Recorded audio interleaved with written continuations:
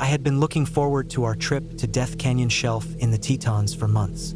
We had planned it meticulously, down to every ounce of gear, every calorie, every possible change in weather. It was late in the season, when the crowds thin out and the air starts getting a little sharper in the mornings. I knew it would be dry, and I knew it would probably be hot during the days and cold at night, but I didn't mind. I liked the way the Tetons made you feel small. I liked the way the mountains didn't care whether you were there or not. The plan was to move slow and steady, to stay high along the shelf for a few nights, and then loop around and finish near Phelps Lake. It wasn't going to be easy, but we were both experienced backpackers. My husband had carried heavier packs before, and I had handled harder trails. I wasn't worried. I knew we could deal with whatever got thrown at us. The first few days were dry, so dry it almost felt like the ground could crack underfoot. We watched little wisps of dust kick up behind our boots with every step. The streams we crossed early on were smaller than they should have been, just little trickles carving down dry beds of rounded stone. We'd packed extra water for this reason, but it still made me a little uneasy, seeing so many empty stream beds where bold blue lines still showed on the map. As we climbed higher, the heat hit harder. It felt like we were carrying the sun on our backs. The air was thin and dry, making every breath feel sharp. Sweat soaked my shirt under the straps of my pack. By noon, the rocks around us radiated heat like stove burners left on low. It was beautiful in a harsh way.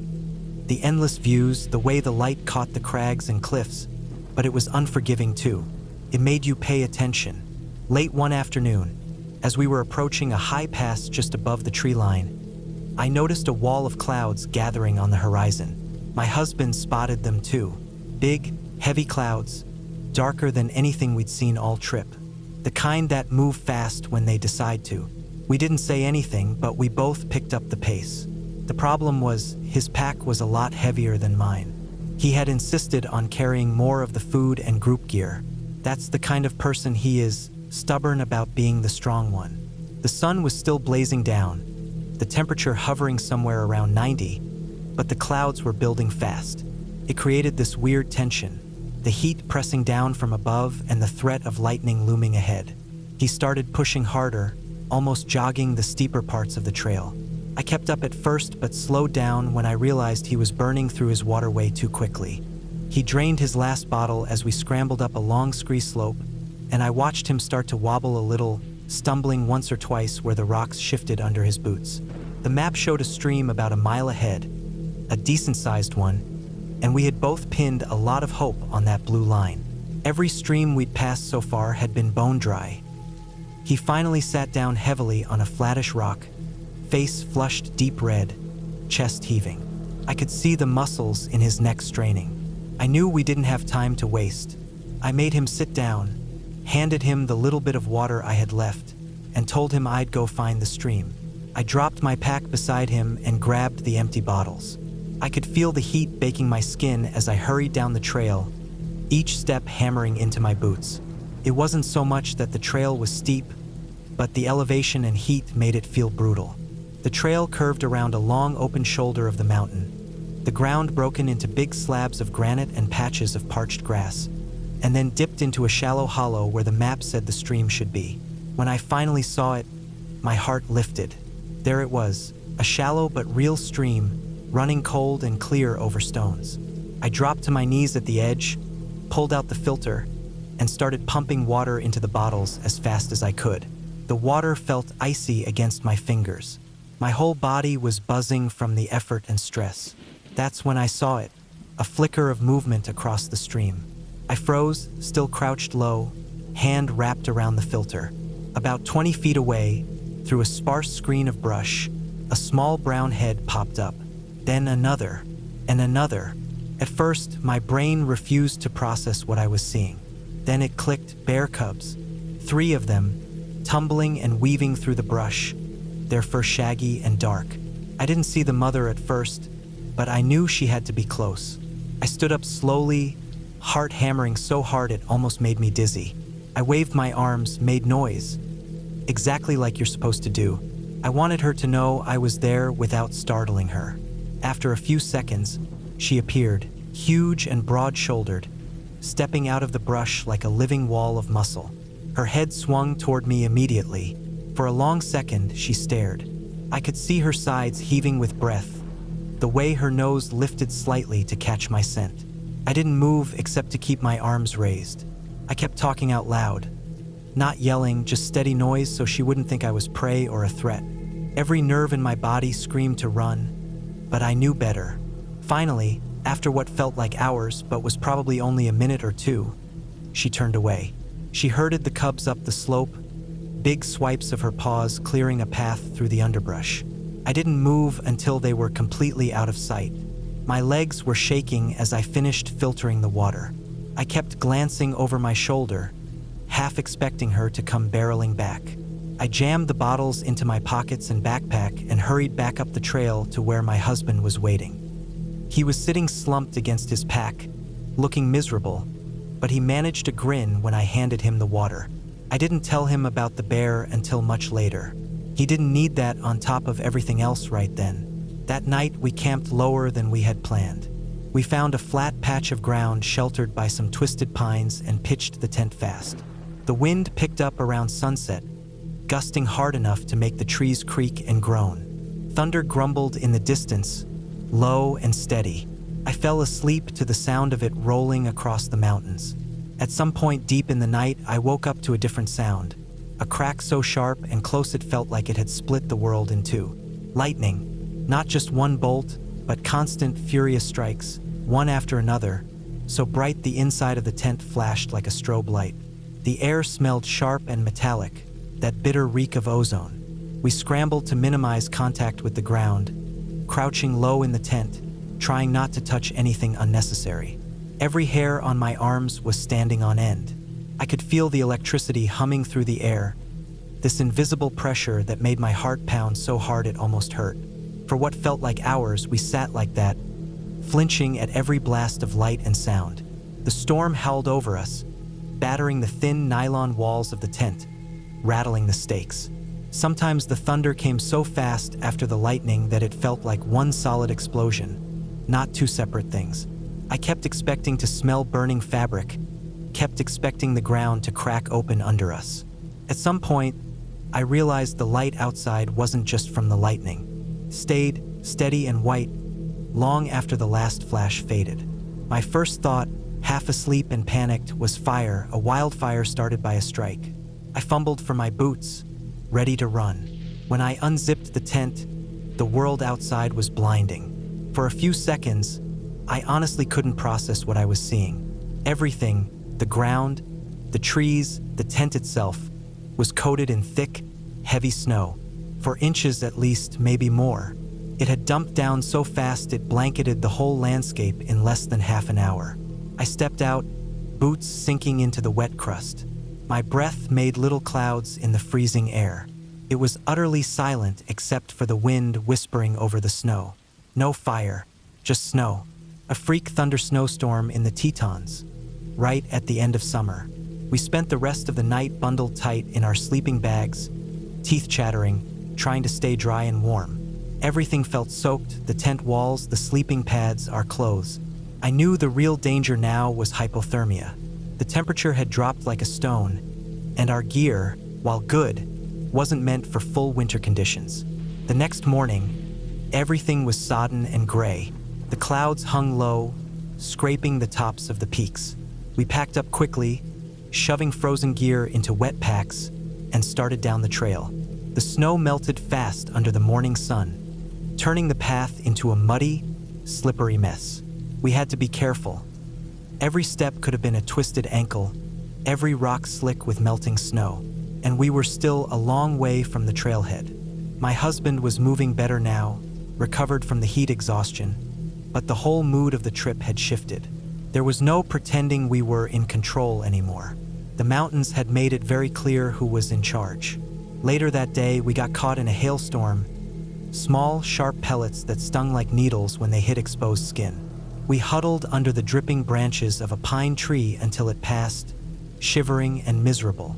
But somehow, even with all the fear and discomfort, there was something perfect about it. It was the kind of trip that strips everything down to the basics: food, water, shelter, survival. There wasn't room for anything else. No noise. I've always been someone who loves getting outside. I don't really scare easily. I don't believe in ghosts or any of that made-up stuff. Most of the time, I think people who get freaked out camping are just letting their imaginations run wild. I like real outdoor stories, the ones where nature itself reminds you how small you are.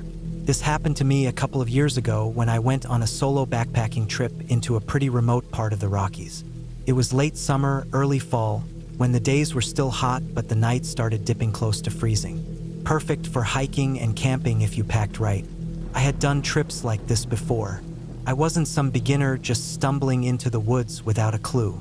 I had all the right gear, good boots, a real four-season tent, a high-end sleeping bag, bear spray, a satellite messenger. I was prepared. At least I thought I was. The area I picked was a section of forest and mountain that didn't see a lot of traffic.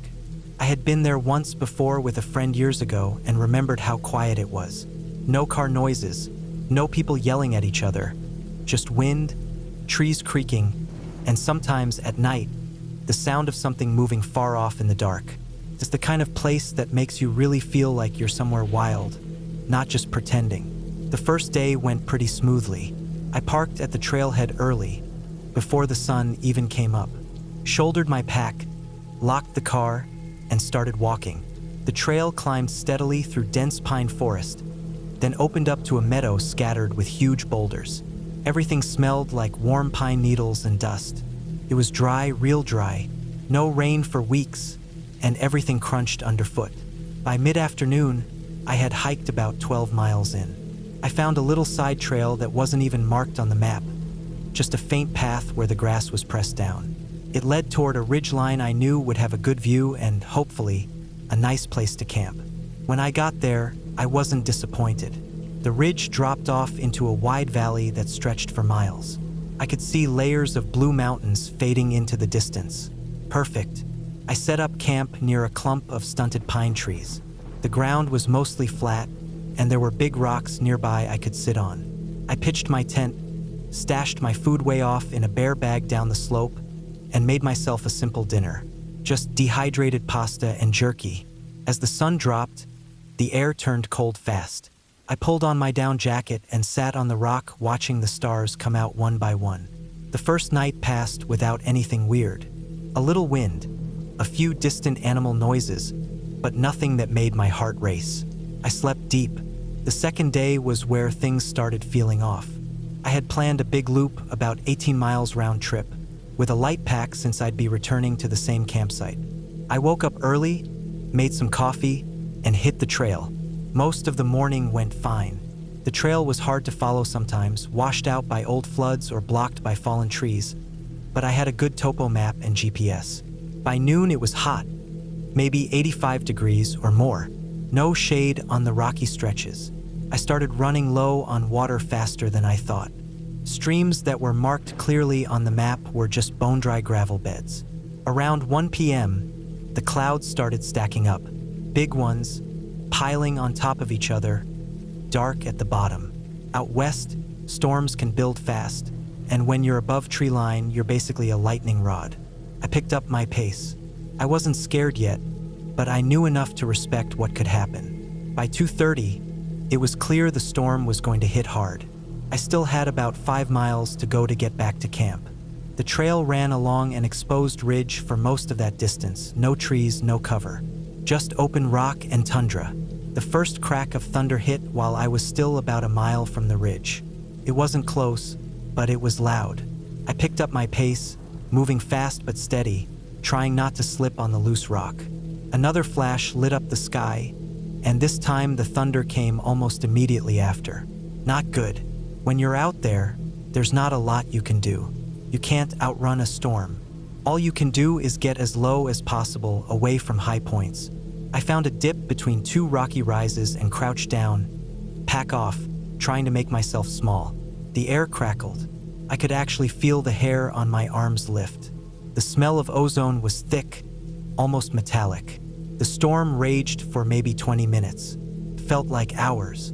Lightning struck close enough that the ground shook under me. Hail started to fall. Tiny at first, then bigger, stinging my arms through my jacket. I huddled there, heart pounding, until the worst of it passed. When it finally let up, I stood up slowly. My legs were stiff from crouching. The trail was slick, water rushing down it in little rivers. I was cold and soaked, but I had to keep moving. I made it back to camp around sunset. Everything was soaked. The inside of my tent stayed mostly dry, but the air was freezing, and I could see my breath. I wrung out my socks and climbed into my sleeping bag, shivering hard. I slept off and on, waking up to the sound of wind battering the tent. The third day was supposed to be easy, just a rest day. I spent the morning drying things out in the sun, cooking oatmeal, trying to get warm. I debated cutting the trip short, but decided against it. I was stubborn, and besides, the forecast had looked good when I left town. One freak storm didn't mean the trip was ruined. Around mid-afternoon, I decided to explore down the valley below camp. There was a creek marked on the map that fed into a bigger river downstream. Maybe I could find a good spot to fish or just a nice place to sit by the water. I packed a small day bag, water filter, some snacks, first aid kit, and headed down. It was a lot steeper than it looked on the map. I had to slide down some sections on my butt, grabbing at roots and rocks. The valley was narrow and deep, the sides rising up in sheer walls. Down at the bottom, the air was cool and still. I found the creek, but it was just a trickle, barely enough to fill a water bottle. I was sitting there, filtering water, when I heard something snap behind me. Not just a twig breaking, but a loud, deliberate crack. I froze, listened, heard nothing. I stood up slowly, looking around. The underbrush was thick. Could have been a deer, a bear, even a person, though that seemed unlikely this far in. I told myself it was nothing and started back toward camp. I didn't make it 50 yards before I heard it again. Closer this time, a definite snap, and then a rustling noise, like something big moving through the brush. I could feel my heart thudding in my chest. I pulled my bear spray from the side pocket of my pack and held it ready. I didn't run. Running triggers predators. I walked fast but steady, scanning the trees around me. I couldn't see anything, but I could feel something out there, watching, following. The trail back up the slope was brutal. My legs burned, lungs heaving. I forced myself to keep moving, not to look back. Finally, after what felt like forever, I reached the top and could see my tent through the trees. I half walked, half ran the last stretch and didn't stop until I was inside with the tent zipped tight. Even though I knew a sheet of nylon wasn't going to stop anything determined enough. I sat there for a long time, breathing hard, bear spray clutched in my hand, listening. But the woods were silent, just the whisper of wind in the pines. That night, another storm rolled through. It wasn't as bad as the first one, but the thunder rattled the mountains and flashes of lightning lit up the inside of my tent like a strobe light. I barely slept, jumping at every gust of wind, every creak of a tree branch. Morning finally came, cold and gray. I packed up camp fast, shoving everything into my pack without much care. I decided I wasn't going to stick around for more surprises. I was going to hike straight out. The hike back was rough. The trail was slippery from all the rain. In some places, the mud sucked at my boots like it didn't want to let go. I moved fast, stopping only when I had to. My legs were rubbery from days of hard hiking, but adrenaline kept me going. About 3 miles from the trailhead, I ran into a ranger. First person I had seen in days. He was heading in with a big pack and a radio clipped to his chest. He gave me a quick nod and asked if I had seen any signs of bears. Apparently, there had been some aggressive bear activity reported in the area. Made my blood run cold, thinking about whatever had been following me. When I finally reached my car, I almost kissed it.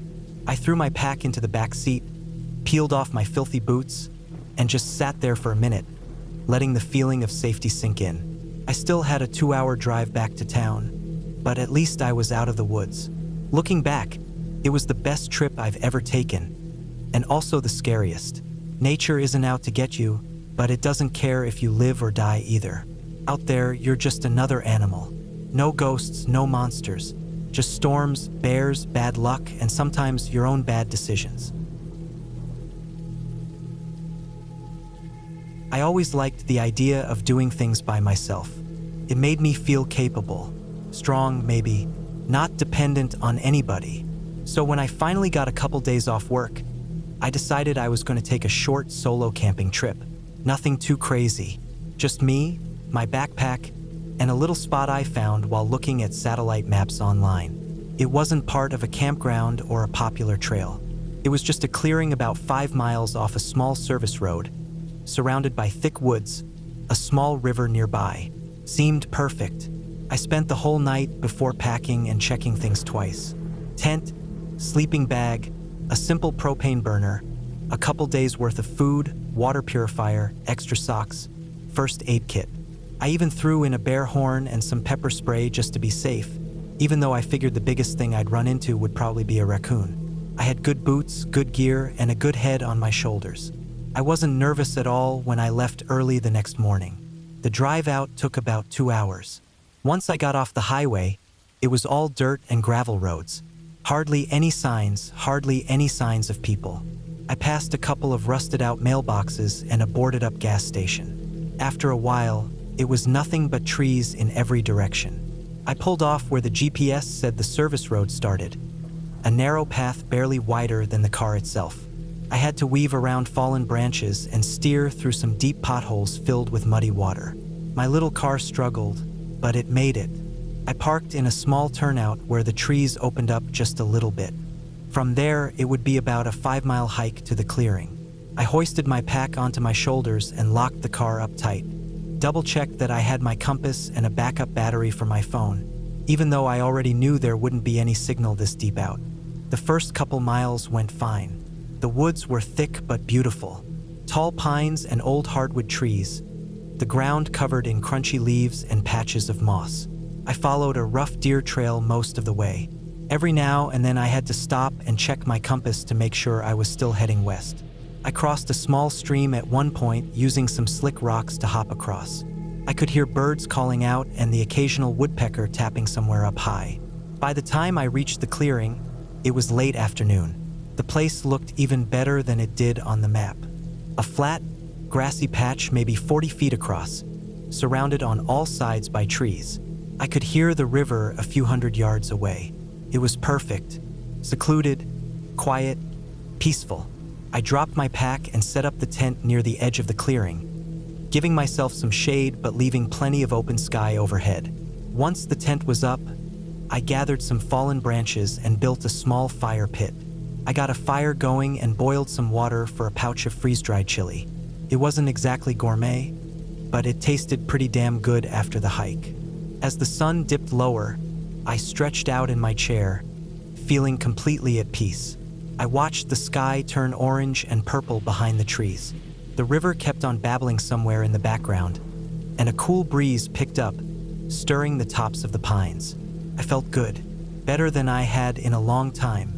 When it got fully dark, I let the fire burn down low and crawled into my tent. I left the rain fly off so I could see the stars through the mesh.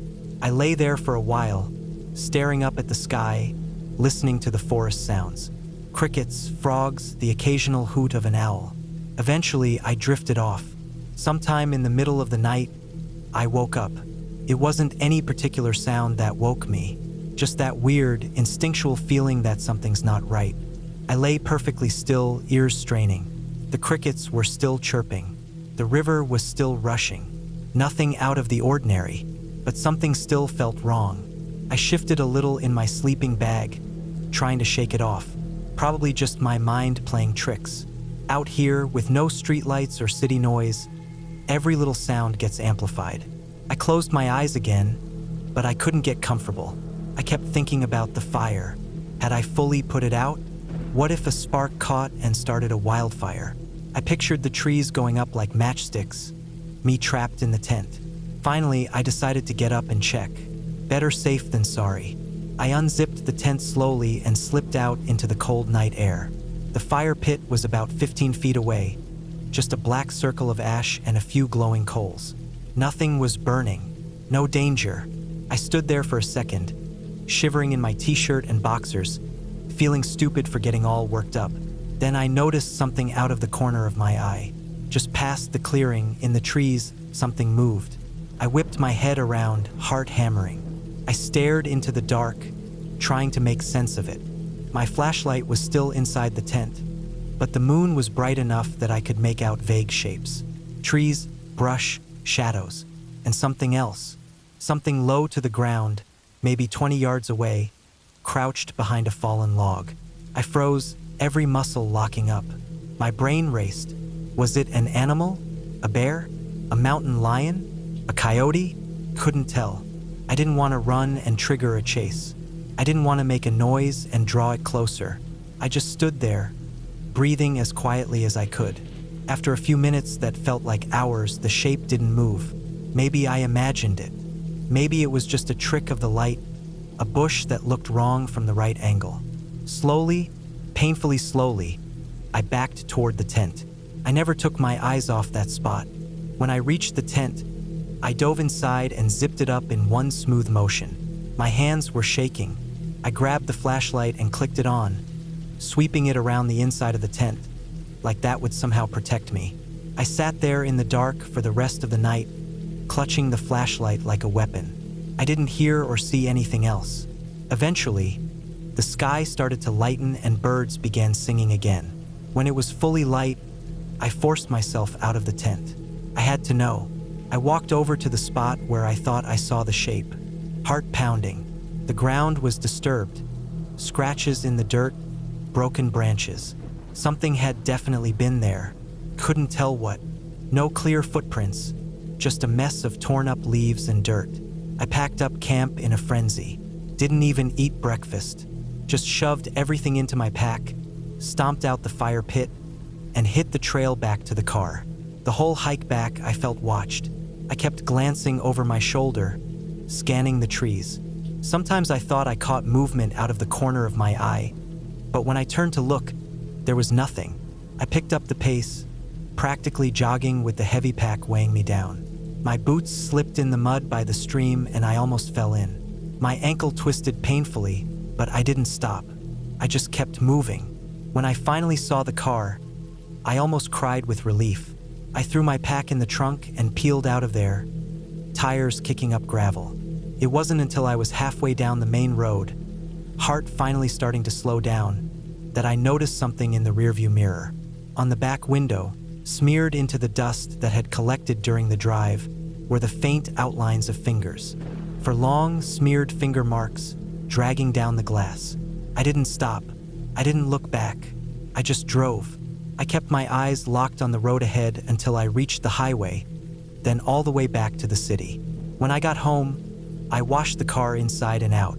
I didn't want to see those marks again. I didn't even want to think about them. I told myself it could have been anything. A tree branch, maybe even my own hand by accident, though deep down I knew that wasn't true. I hadn't touched the back window. Not once. Not on the way in, not on the way out.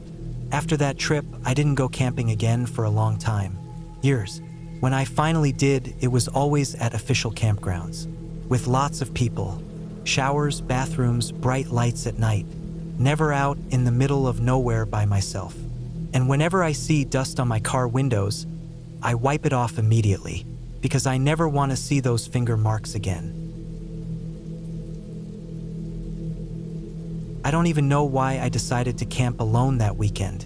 I think I just needed a break from people. Life had gotten noisy, crowded, too many things piling up all at once. Work stress, a few family problems, even my friends had started to get on my nerves. I had been dreaming about a quiet weekend deep in the woods for months. Somewhere far away where the only sounds were the wind and the water, maybe a few birds. No phone signal, no emails, no talking. I picked Horseshoe Lake because it was small, remote, and barely anyone went there. It was tucked way up in the hills, about an hour down an old gravel road once you turned off the highway. It wasn't even on most maps. I had found it looking through an old hiking forum where a few guys posted about secret fishing spots. They mentioned that it was almost always empty and that the fish were biting even in the colder months. That was all I needed to hear. I packed light. One big backpack with my small tent, a sleeping bag rated for the cold nights, a few MREs, a water filter pump, a first aid kit, a knife, and some fishing gear. I tossed in a small hatchet too, just in case I needed to chop some wood. I didn't bring a gun, which later I would regret more than anything. But at the time, I figured the worst I might run into was a nosy raccoon or a lazy black bear, and even that felt unlikely. I left early Friday morning, just before sunrise, so I could get there with enough daylight to set up camp. The drive was peaceful. Once I turned off the highway, the gravel road wound deep into thick woods. Tall pines lined both sides, their trunks like soldiers, standing silent and close. My truck rattled over the washboard road. Dust kicked up in huge clouds behind me.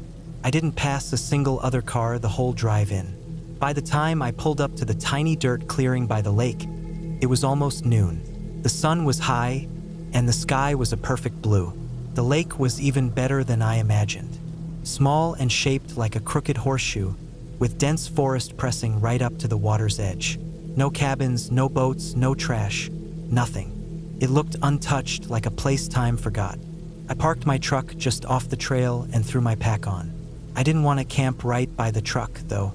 I wanted to feel like I was deep out there, far from anything. So I hiked about 15 minutes around the bend of the lake until I found a flat spot tucked in between a few huge boulders and some young pines. Perfect. I set up my tent, gathered a little firewood, and got everything ready for the night. The afternoon was lazy. I tossed a line into the lake, sitting on a rock with my feet dangling above the water. The fish were small but biting, and it felt good to just sit there in the sun, hearing nothing but the ripple of the lake and the distant cries of hawks circling overhead. As the sun dipped lower, the temperature started to fall too. I built a small fire and heated up one of my MREs, sitting cross-legged on the dirt while the sky turned purple and the first stars appeared. By full dark, the woods had swallowed the world. I could hear the occasional splash of fish or the far-off crack of a branch, but otherwise it was like sitting alone inside a giant cave made of trees. It wasn't scary. It was exactly what I wanted: silence. I sat by the fire for a long time, poking it with a stick, watching the sparks dance up into the dark. Eventually, when the cold started to seep in through my jacket, I crawled into my tent, zipped up inside my sleeping bag, and fell asleep listening to the fire crackle and the night breathe around me. The first strange thing happened sometime deep in the night. I woke up for no real reason. I wasn't cold. I wasn't having a nightmare. I just snapped awake, eyes wide open in the pitch black of my tent. I laid there for a few minutes, not moving, just listening. At first, I heard nothing but the faint lapping of the water and the wind sliding through the trees. But then I heard it, a soft crunching sound. Footsteps. Slow, careful footsteps in the dry leaves just beyond my tent. My heart started thudding against my ribs. Could have been an animal. Probably was. A deer maybe, or a raccoon sniffing around. I told myself that over and over. Still, I lay there frozen stiff, hardly daring to breathe. The steps circled my tent, slow and deliberate. They paused now and then, like whoever or whatever was out there was listening for something too. I reached quietly for my knife, my fingers trembling. I didn't want to unzip the tent. I didn't want to make a sound. I just lay there gripping the knife, listening as the footsteps circled once more, then faded away toward the trees. I stayed awake the rest of the night, every muscle locked tight, ears straining for the slightest noise. But the woods stayed silent. When the first gray light of dawn seeped through the fabric of my tent, I finally crawled out. The fire was a pile of cold ashes. Everything looked normal. No footprints. No signs of anything out of place. I tried to laugh it off. Maybe I had dreamed it. Maybe it had just been the wind playing tricks. Still, a part of me couldn't shake the feeling that I wasn't alone out there. I spent the day fishing again, hiking around the lake, trying to enjoy myself. I even found a little waterfall tucked back behind a grove of birches, the kind of thing you might see on a postcard. It helped ease my nerves a little. For a while, the memory of the footsteps faded. That evening, as the sun was going down, I decided to gather more firewood. I hiked a little ways into the woods, looking for dry branches. As I bent to pick up a good piece, I noticed something strange about 30 yards away. A tree trunk, stripped of bark about chest high, the pale wood beneath gouged with deep, sharp scratches. Bear marks, I thought at first, but they didn't look right. They weren't spaced like bear claws usually are. They were closer together, deeper, and the marks were angled almost like someone had dragged a knife through the wood, over and over.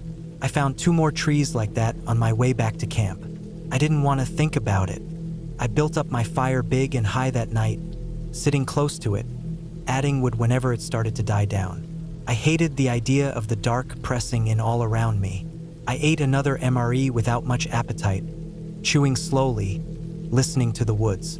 As night deepened, a heavy fog started to roll in off the lake, thick, cold, and blinding. Soon I couldn't see more than 10 feet in any direction. My firelight glowed against the mist, making the world feel even smaller, like I was sitting inside a bubble. That's when I heard it again. Footsteps. This time they were faster, crunching through the leaves and pine needles, circling wider around my camp. I stood up by the fire, knife in hand, scanning the mist. I couldn't see a thing beyond the wall of white. The footsteps stopped suddenly, like whoever was out there had frozen too. The hairs on the back of my neck stood straight up. I strained my ears, heart pounding so hard I thought it might burst. Then a new sound, something metallic, a faint clinking noise, like metal tapping gently against metal. It didn't make any sense. There was nothing out here. No fences, no machinery.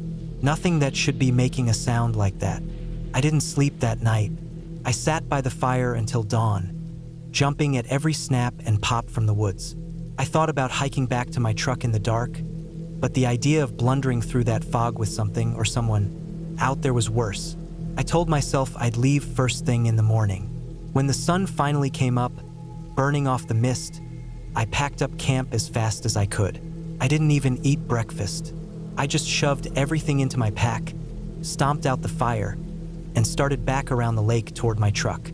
The woods felt different that morning, heavier somehow. The air felt thick, not just with humidity, but with something else, a kind of pressure that made the hair on my arms stand up. I kept glancing over my shoulder, certain I would see someone following me, but the trail behind me was empty. When I rounded the last bend and saw my truck through the trees, a wave of relief rushed over me. I practically ran the last few steps, but when I got closer, my relief turned to ice. All 4 of my tires were slashed, deep, ugly cuts through the sidewalls. There were muddy footprints around the truck, too big to be mine, too fresh to be old. They circled the vehicle, trailed off into the woods, then disappeared. I stood there frozen, my brain refusing to process it. I was stuck. 30 miles of gravel road back to the highway. No phone signal, no way to call for help. No other people for who knew how many miles around. Panic started to creep in at the edges of my mind. I forced myself to breathe, to think. I had enough supplies to survive for a few days if I had to.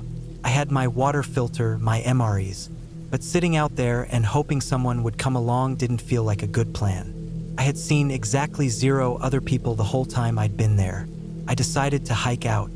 It would be a long walk, maybe 10 or 12 hours if I moved fast, but I could make it back to the highway before dark if I didn't waste time. I grabbed what I could carry, water, food, knife, first aid kit, and started walking. The first few miles were fine. The gravel road twisted through deep woods, with steep ditches on each. We had been planning it for so long. Every evening after work, every lazy Sunday afternoon, every time we sat down across from each other and let the world slip away, we talked about it. That final trip, the final place. The place where it would just be the 2 of us. A place no one could reach us. It wasn't supposed to be a goodbye. It wasn't some fantasy or some sad movie ending. It was supposed to be a beginning, something lasting, something real. The day we left, the air was sticky and hot even though it was early fall. I remember sweating while loading the truck, the canvas packs heavy with gear we triple-checked the night before. She folded the map the way she always did, neat creases, careful hands. I threw it onto the dash without thinking much about it. I figured we wouldn't even need it once we got close enough. We'd find it like it was waiting for us. The drive was long, longer than we thought it would be. Highways turning to smaller roads turning to cracked asphalt, then dirt. The deeper we went, the more the world peeled away. No more gas stations every few miles. No more neat little towns with diners and motels. Just trees, endless trees clawing at the sky, and the dust kicking up behind us like a ghost trail. We didn't speak much during the drive. Not because we were mad, but because we were locked in the same thought. This was it. The last place. The only place. There was no room for small talk anymore. When we finally pulled off the road, the sun was leaning low and angry on the horizon. The dirt path we turned onto looked like it hadn't seen a tire in years. Deep ruts and washed-out sections made the truck lurch and rattle so bad I thought something would snap loose underneath. The map said there was a clearing about 3 miles in, near a bend in the river. That would be it. That would be the place. But nothing was simple. It never is. The path disappeared about half a mile in, swallowed up by the forest like it never existed. Thick underbrush, fallen trees, puddles that smelled like rot. I killed the engine and we sat there, staring ahead into the green-black tangle. I can still feel the weight of that moment, the way my chest tightened, the way I looked at her and saw the same doubt flicker in her eyes. But we were too far in to back out, so we got out. We slung the heavy packs onto our backs and started walking. The first few hours weren't too bad. We kept a rough sense of direction, following the slope of the land, using the sun when we could catch it through the breaks in the trees. The ground was soft, spongy in places. There were signs that animals passed through here. Deep tracks, claw marks on trees, old scat dried to almost nothing. It made me nervous. We weren't used to being truly alone like this, in a place so wild it didn't even feel like it belonged to the same world we came from. As the light drained out of the sky, the frustration started building. The clearing wasn't where it was supposed to be. The river was nowhere in sight. We stumbled across a shallow stream at one point, thinking it was it, but it barely came up to my ankles and trickled so softly you could hardly hear it. It wasn't right. Nothing felt right. We set up camp that night on a patch of relatively flat ground. Not a clearing, not anything close to what we pictured. Just a place where the trees thinned out enough to pitch the tent without branches scraping against it. The night was thick with noise. Crickets, frogs, the distant snap of branches under something heavy. We laid there side by side in the tent, wide awake, listening. My muscles ached deep down in the bone from the walking, from the carrying. I could feel her hand brush against mine in the dark, fingers tracing the back of my hand like she was trying to memorize it. I didn't move. I just laid there, staring at the thin nylon ceiling of the tent, feeling like we were already losing something we hadn't even found yet. The next morning, everything was soaked with dew. Our boots were damp before we even packed up. She stuffed the tent away while I tried to get a sense of where we were, but the forest pressed in on all sides, giving nothing away. No landmarks, no trails, just trees, trees, and more trees.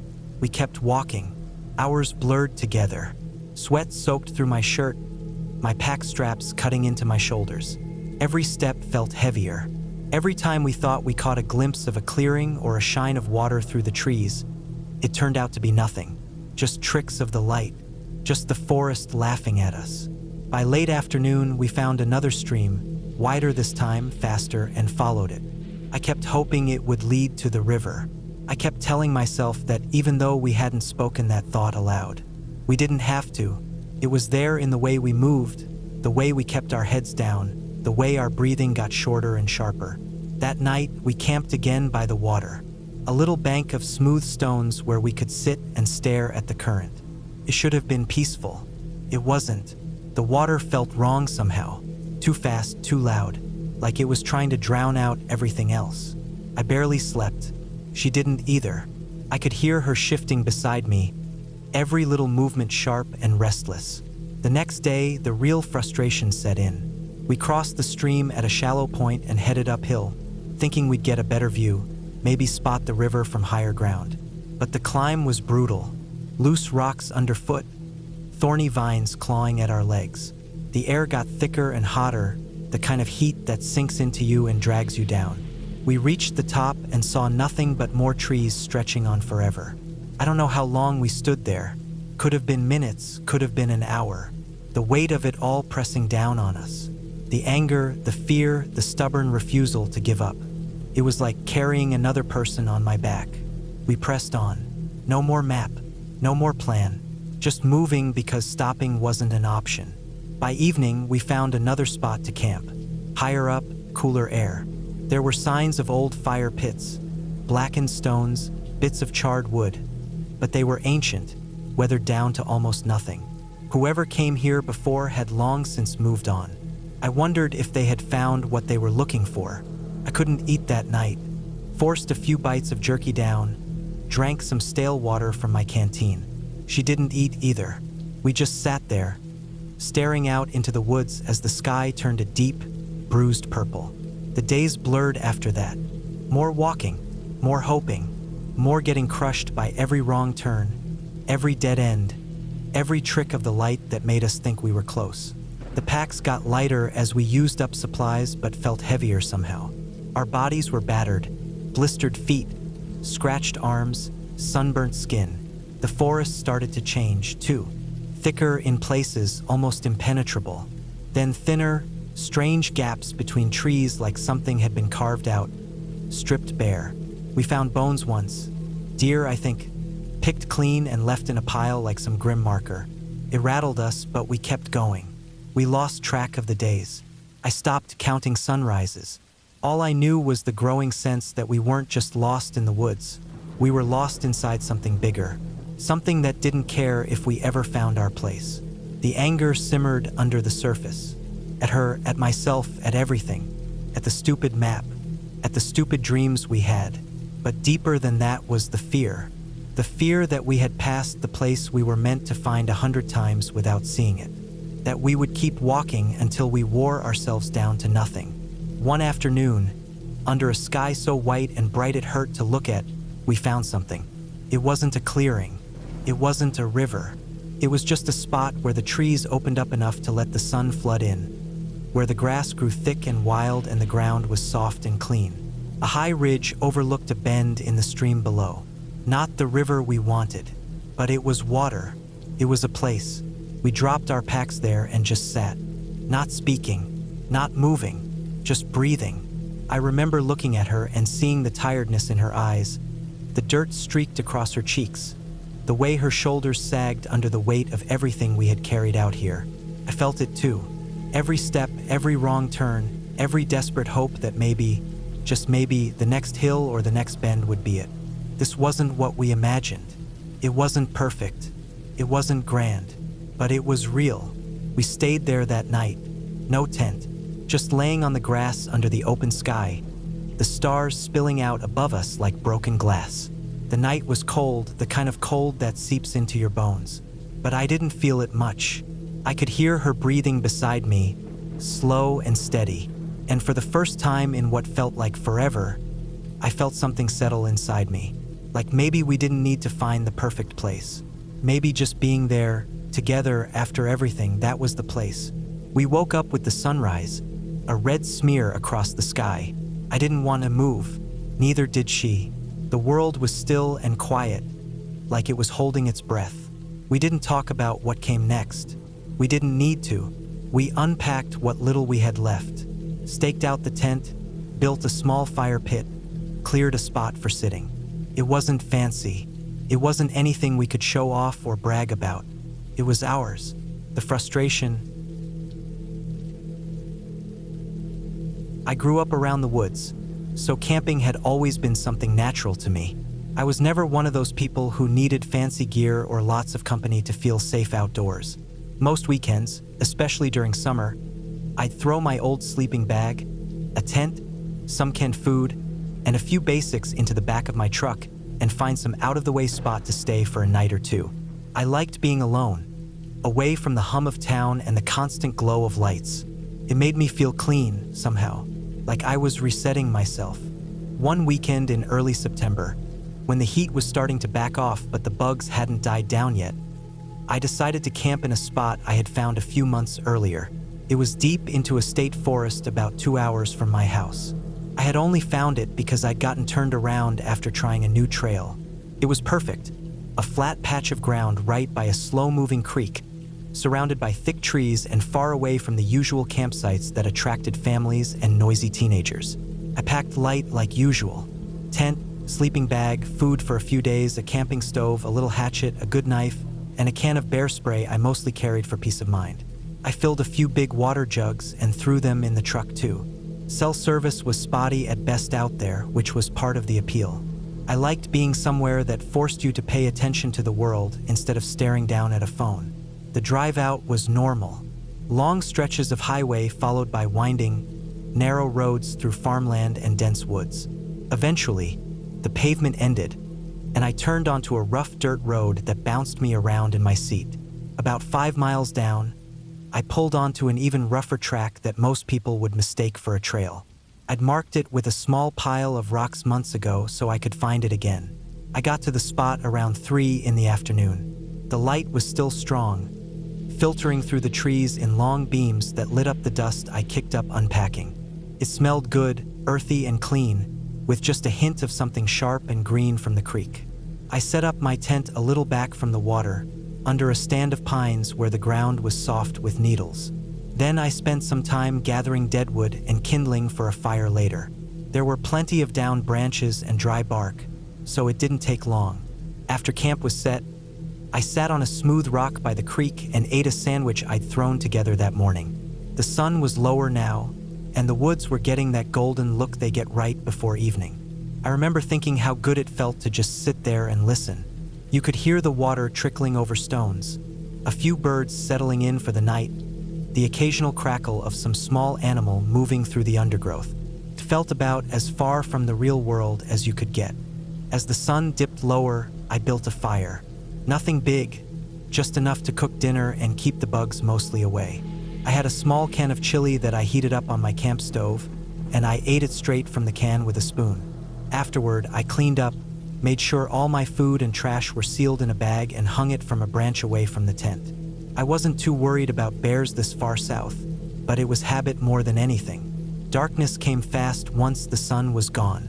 The firelight pushed it back a little, but beyond that circle of light, the forest was thick and black. I threw a few more branches on the fire and sat back against a log, just watching the flames. The stars came out in full, clear as anything without the light pollution. I must have sat there for an hour or more, just enjoying the quiet. It was close to midnight when I decided to turn in. I banked the fire so it would die down but not out completely, and I crawled into my tent. I lay on top of my sleeping bag for a while, just listening. It was always loudest at night in the woods. Frogs, crickets, the occasional rustle of some animal. It took me a while to fall asleep, but I finally drifted off. Sometime later, I woke up. I didn't know why at first. The fire outside was mostly embers, casting a faint red glow. The woods sounded the same, the usual nighttime noises, but there was something else, something that felt off. I stayed very still, trying to figure it out.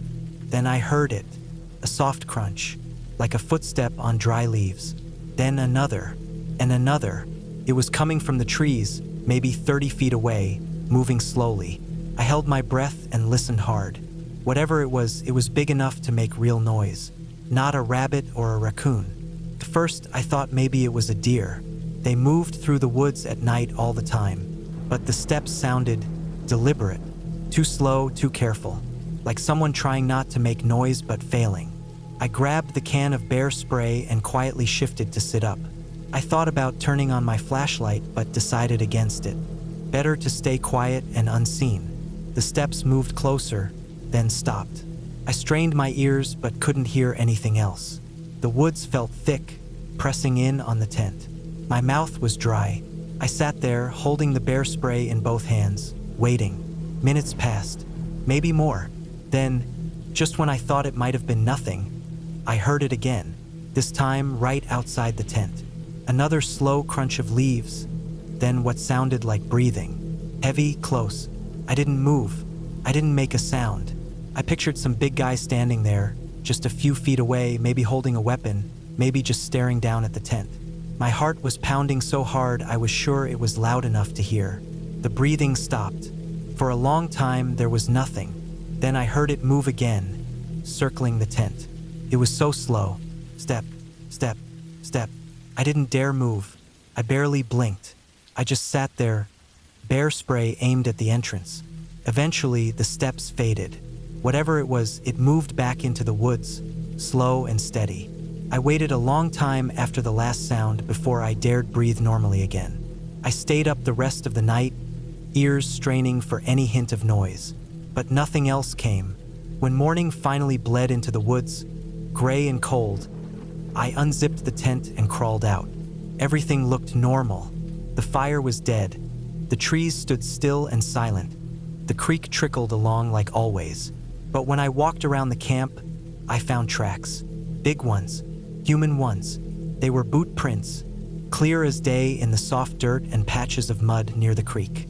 I counted at least a dozen of them, circling the tent, wandering through the trees. Some came right up to the tent before turning away. There were no other cars parked anywhere near where I had turned off the dirt road. I had checked on my way in. No tire tracks, no signs of other campers. Whoever it was, they had either hiked in from far off or they had been out there already, waiting. I packed up fast.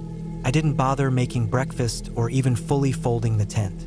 I just stuffed everything into the truck and tore out of there, bouncing hard over the ruts and rocks.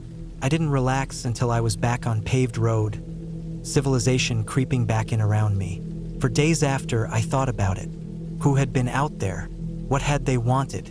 Maybe it was just some other camper, maybe someone who had gotten lost. But it didn't feel that way. People who are lost usually call out, make noise, look for help. This person had crept up in the dead of night, circled my tent, and stood there breathing just feet away from where I slept. I never went back to that spot. I kept camping, but I stayed in places closer to others. I didn't stray off marked trails or find perfect, hidden spots anymore. Some things just aren't worth it. And every now and then, when I'm sitting by a fire in some crowded campground, surrounded by the noise of people and the safety of lights, I'll think back to that night. I'll remember sitting there, silent and terrified, while something or someone circled just beyond the thin wall of nylon between me and the darkness. And I'll wonder how close I came to never making it out of those woods. I grew up in a small town where not much ever happened. People hunted, fished, and worked regular jobs. Camping was something everyone did, not for adventure, but because it was part of how we lived. My first memories are of being 5 or 6, following my dad through the woods, trying to match my little steps to his. Over the years, the woods became a second home. By the time I was in my 20s, I could camp anywhere. Alone, deep in the woods, no phone, no help. It didn't bother me. I liked it. It gave me peace in a way being in town never did. When I wasn't working construction jobs or helping my uncle with his shop, I was usually out somewhere with a pack and a tent. That September, I decided to head into a part of the forest that was even more isolated than normal. A place about 4 hours from town, where logging roads spidered out into nothing and most maps just turned into blank green. A guy I knew had told me about it, said he'd hunted there a few times and never seen another soul. That sounded perfect to me. I spent the morning packing carefully. Good boots, heavy pack, enough food for 5 days, even though I planned to stay only 3. Water filter, a camp stove, extra socks, my old heavy-duty sleeping bag, and the tent I trusted most. I checked and rechecked everything. Habits burned into me from years of being in the woods. The drive was long, switching from highway to back roads to dirt tracks barely wide enough for my truck. I passed a few farms, a broken-down gas station, and a handful of hunting cabins before even those disappeared. By late afternoon, I was bouncing down a track so narrow the branches clawed at my doors. There was no sign anyone had been out this way for a long time. I parked where the trees closed in too tight to go further, grabbed my pack, and set off. I had marked a rough spot on a printed map, a clearing by a river a few miles east, but mostly I was just picking a good place to make camp by feel. The woods here were thick, old-growth trees with heavy, sagging branches. The ground was a mess of roots, rocks, and ferns. It was slow going, but that was fine. I liked being methodical. Every step, every sight and sound, I noticed it all. It was how you stayed safe out here. By dusk, I found it. A wide patch of open ground near the river, soft with moss and high enough above the water not to flood if it rained. I set up camp without rushing, tent first, then gathering firewood, then setting up a small cooking area with stones. The sun went down while I was working, but I didn't mind. I had a good headlamp, and the fire crackled to life easily. I boiled some water for instant noodles, ate them sitting on a flat rock, and listened to the woods settle around me. Frogs near the river, a few distant owl calls, the scurry of something small in the brush. It was the kind of night that made you feel like you had the world to yourself. When the fire burned low, I banked it carefully and crawled into my tent. The sleeping bag was warm, the ground was soft, and after a while of listening to the normal night sounds, I fell asleep. I woke in the middle of the night to silence. At first, I thought I had dreamed the feeling that something was wrong, but the more I lay there, heart thudding, the more certain I became. The woods were dead quiet. No frogs, no bugs, nothing. That only ever meant one thing. Something bigger had moved in. Predator. I listened hard, straining my ears for anything. After a few minutes, I heard it. A heavy, steady sound, like breathing. Not close, maybe 30 yards away, but real. My first thought was bear. They roamed this part of the country all the time, but this didn't sound quite right. It wasn't the huffing, breathing bears did. It was slower, wet, almost human. I stayed perfectly still, gripping my knife where it lay next to my sleeping bag. The sound didn't move closer. It stayed steady. After a long time, it faded. Slowly, the normal sounds of the woods crept back. A cricket here, a frog there. I lay awake until sunrise, not daring to sleep again. The next morning, I searched the area. No tracks, no broken branches, nothing obvious. I told myself it had probably been a bear moving through. No reason to overthink it. Still, a tight feeling stayed in my gut. I decided not to break camp yet. I had food, and the river was right there for water. I spent the day fishing, hiking a little upstream, and gathering more firewood. The air smelled sharp and clean. Big clouds drifted lazily overhead. It should have been a perfect day. Still, I found myself looking over my shoulder more than normal. Little things seemed wrong. A branch cracked too sharply in the distance. A set of crows lifting into the sky, screaming warnings. Once, when I bent to fill my water bottle, I swore I caught the faintest scent of something rotten on the breeze, like meat left out too long. That night, I built a bigger fire. I figured it would keep animals away. Fire was life out here. I cooked some stew, ate quickly, and kept the fire high. I had my knife and my bear spray tucked into the folds of my jacket, close to hand. The darkness felt thicker this night. The trees pressed in closer. The river sounded louder, almost like it was rushing to cover other noises. I didn't sit out by the fire long. Something in me, something old and hardwired, said to get inside the tent, stay quiet, stay small. Again, I lay awake long after the fire died down. The breathing came back. This time it was closer, maybe 20 yards, heavy and slow. A moist dragging sound in between breaths, like whoever or whatever it was couldn't move cleanly. My skin prickled. I lay absolutely still, trying to slow my breathing. Every nerve in my body screamed to run, to get up and tear into the night. But I knew better. Movement drew predators. Movement made you prey. Minutes passed. Then I heard it again. A soft, deliberate step. Then another. Closer. Then it stopped. The breathing stopped. Everything went still. In the utter blackness beyond the tent, I heard something faint but unmistakable. The sound of fingers, human fingers, dragging along the fabric of the tent. Slow. From one side around to the back. I gripped my knife so tightly my hand cramped. I waited for something, anything, but after a while, the sound faded. No footsteps, no breathing, just silence. When morning finally came, gray and cold, I staggered out of the tent. And there, on the far side, in the thin layer of dew, were prints. Not boots, bare feet, long, splayed toes, deep impressions like someone had pressed down too hard. The stride between them was strange, too, dragging like a limp. I didn't pack. I ran. I jammed everything into my pack, kicked dirt over the ashes of my fire and sprinted for the truck. It took me the better part of an hour to crash back through the undergrowth, my lungs burning, heart hammering.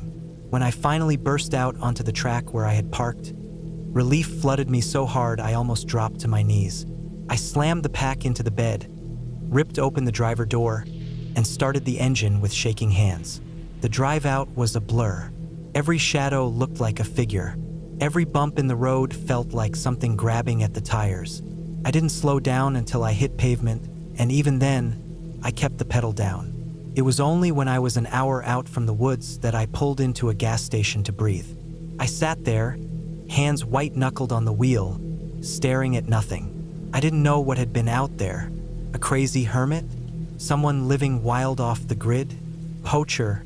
Half-mad from isolation? The truth was, it didn't matter. It wasn't some story you could tell and laugh about later. It was real. It was flesh and blood. Something human enough to stalk me silently through the woods. Something broken enough to walk barefoot across rocks and thorns without care. Something patient enough to wait until the darkest part of the night to come close. I thought about reporting it, about going to the sheriff and telling him everything. But what would I say? Someone breathed outside my tent? I heard footsteps? There were weird footprints? Without evidence, it would sound like nerves, like a city boy spooking himself in the woods. And even if they did believe me, what could they do? Search miles of empty woods for someone who probably knew them better than anyone? No, better to just stay away. And that's what I did. I never went back to that forest. I stuck to parks and marked trails, places where other people camped, where you could hear laughter and car doors and radios in the distance. The woods stopped being a second home after that. They became something else. A place with dark corners where the wrong things could wait, quiet and patient, for someone to stray too far from the path. Even now, years later, when I close my eyes at night, I can still hear it sometimes, that slow, wet breathing just outside the thin walls of the world. And I know, without a doubt, that if I ever go back, it will still be waiting. I had always liked the idea of camping alone. Something about it felt like I was getting back to something real, something simple. No noise, no screens, no people rushing around me. Just the woods, the sky, and whatever I could carry on my back. I had done a few solo trips before, nothing too crazy, usually short weekends at state parks or small forested areas near my town. But this time, I wanted something different. I wanted to go deep into the woods, somewhere away from everything. I picked a spot I found online. Not an official campground, but a small patch of national forest land that allowed dispersed camping. No marked trails, no facilities, just wilderness. I figured if I parked at the trailhead, hiked a few miles in, and picked a spot near a small creek, I'd be all set. I packed carefully, double-checked everything. Tent, sleeping bag, water purifier, enough food for 4 days, first aid kit, bear spray even though bears weren't common there, and a few basic tools like my knife and hatchet. I left early on a Thursday morning, hoping to be all set up by early afternoon. The drive was long, about 4 hours, but the weather was perfect. Clear skies, cool breeze. Everything felt right. When I got to the trailhead, there was only one other car parked there. I didn't think much of it. The forest was huge. The chances of running into someone else were pretty small. The hike was harder than I thought it would be.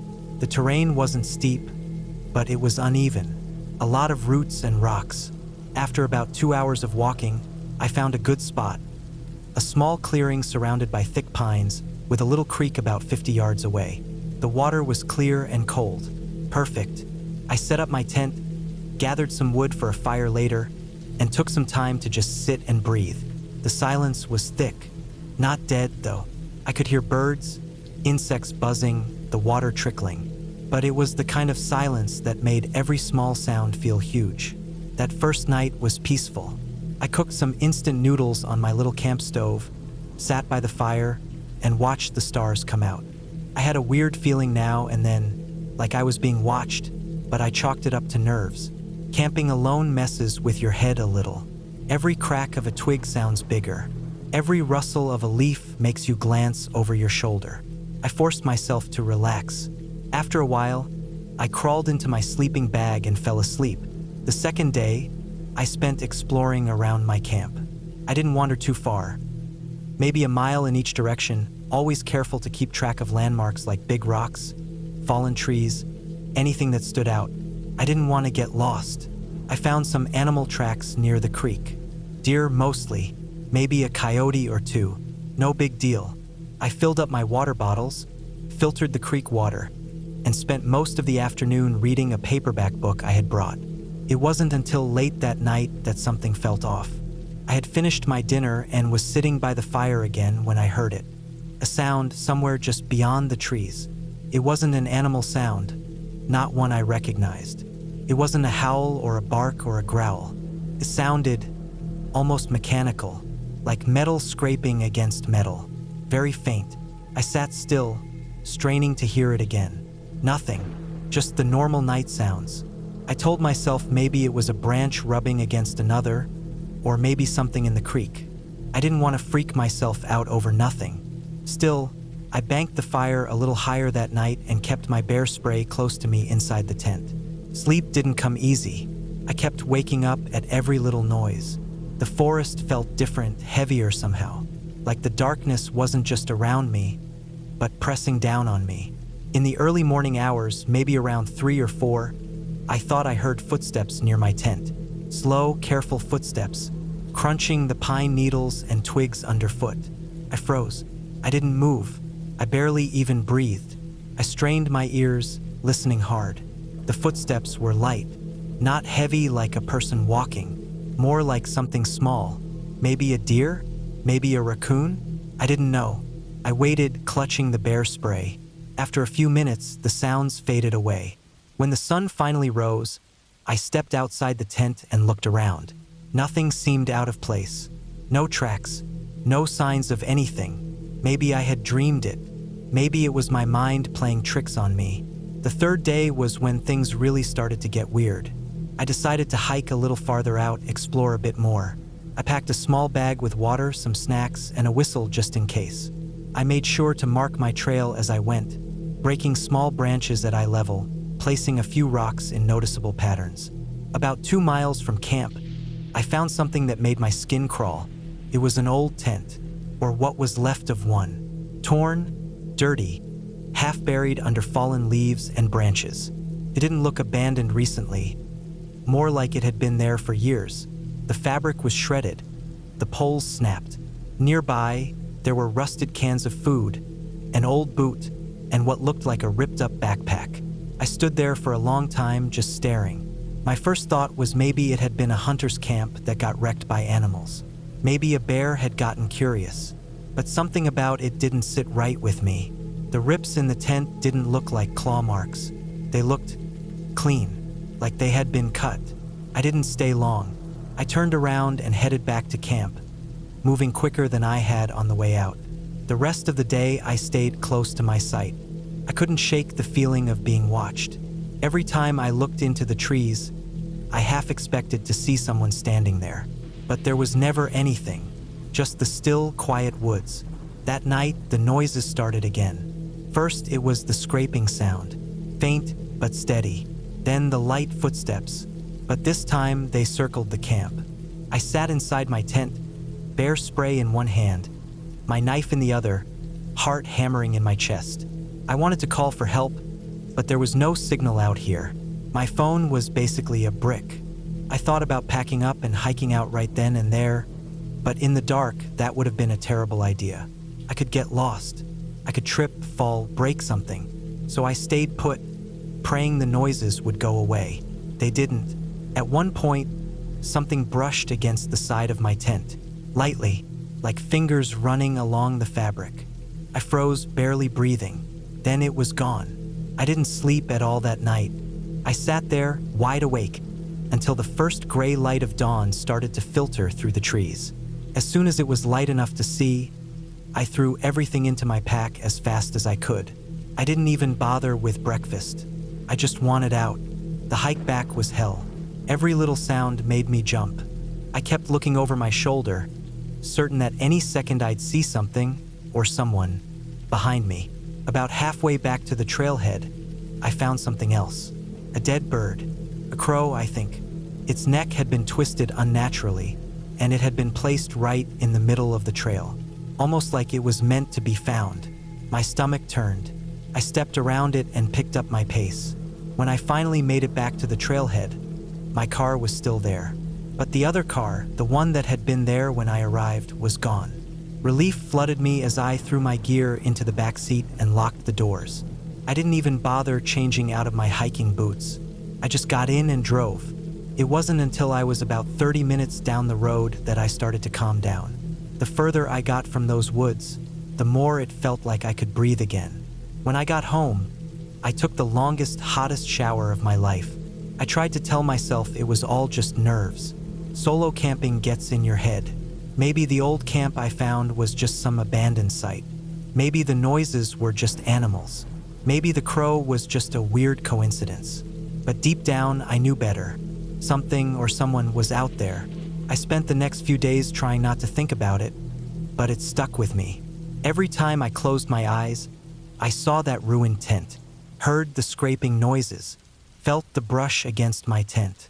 About a week later, I was scrolling online, looking up stories about that forest.